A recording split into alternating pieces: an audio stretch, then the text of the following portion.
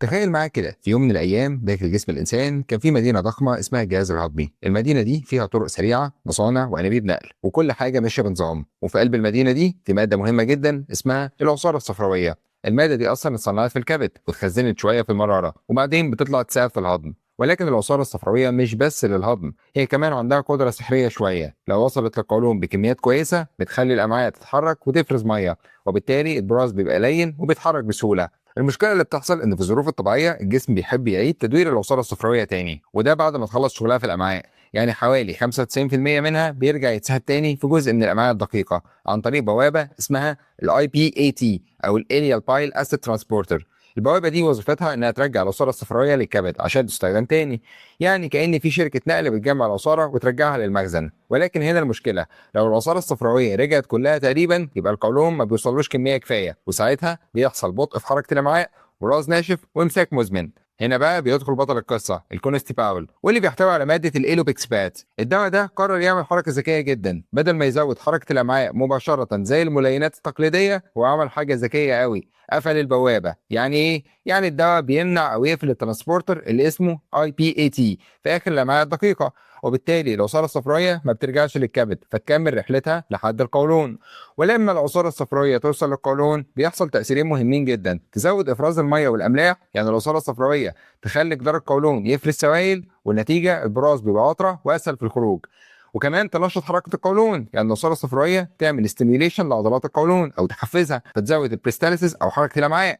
يعني ببساطه البراز بيبقى اطرى، الحركه اسرع، وده يخفف الامساك. والحاجه المميزه في الدواء ده انه بيشتغل محلي في الامعاء، يعني امتصاصه للجسم قليل جدا ومش بيأثر على اعضاء تانية. يعني كأنك بتصلح المرور في الشارع نفسه بدل ما تأثر على المدينة كلها. كلام جميل جدا. ايه بقى استخدامات الكونستيباول او بنوصفه لمين تحديدا؟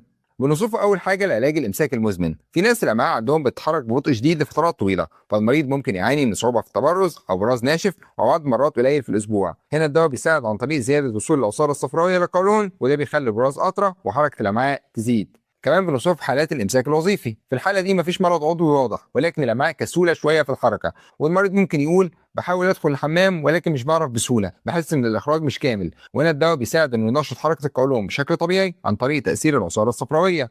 كمان الامساك عند كبار السن، مع التقدم في السن بيحصل شويه تغييرات، حركه الامعاء بتبطا، شرب الميه بيقل، النشاط البدني بيقل. كل ده بيخلي الامساك مشكله شائعه جدا.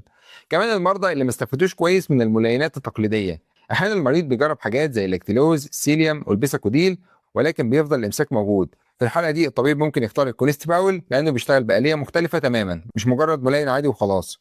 نرجع بقى لمدينه الجهاز الهضمي. بعد ما الكوليستيباول قراص فتح الطريق وخلى العصاره الصفراويه توصل للقولون، الحركه رجعت تاني. ولكن احيانا بيحصل شويه اثار جانبيه بسيطه او اضرار منه، زي مغص بسيط في البطن، لان الدواء بيزود حركه القولون، فبعض الناس ممكن يحسوا بتقلصات خفيفه في البدايه.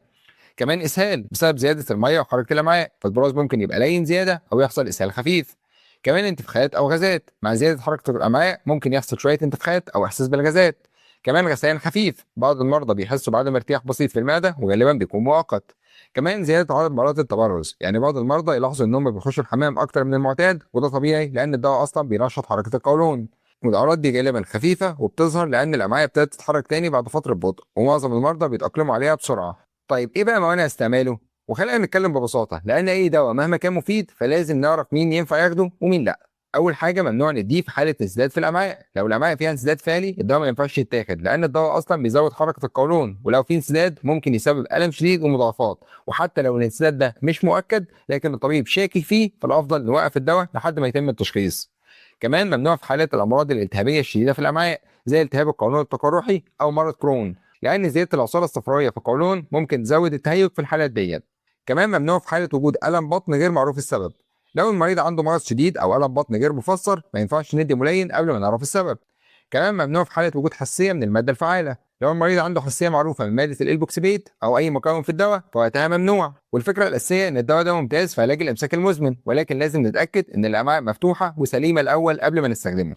طيب ايه هي جرعه الكونستيباول؟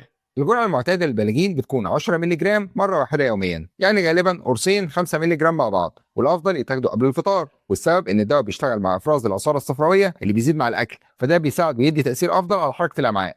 وخد بالك ان الجرعه ممكن تزيد لحد 15 مللي جرام يوميا لو الامساك لسه شديد، ودي اقصى جرعه ممكن تتاخد يوميا.